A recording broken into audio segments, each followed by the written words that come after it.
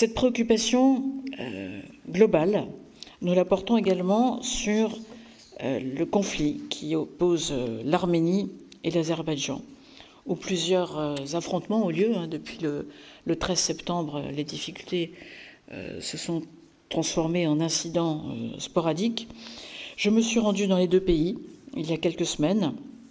avec un message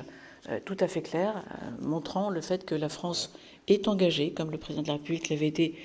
pour aider ces deux pays au dialogue lors du premier sommet de la communauté politique européenne, le 6 octobre, engagée pour soutenir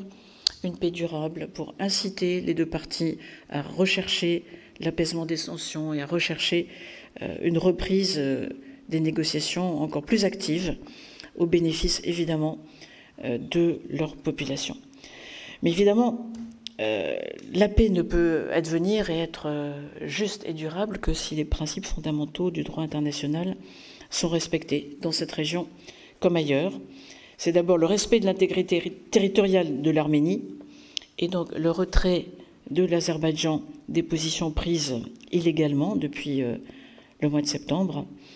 Mais c'est aussi des garanties fortes pour que les populations arméniennes du Haut-Karabakh puissent continuer d'y vivre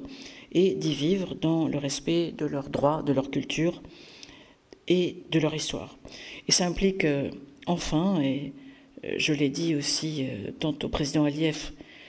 qu'à ses ministres, ça implique de mettre fin au blocage illégal du corridor de Latchine, qui est la voie d'accès qui mène vers le Haut-Karabakh, comme l'a demandé explicitement la Cour internationale de justice, qui a dit le droit, et donc nous avons rappelé que le droit doit s'appliquer.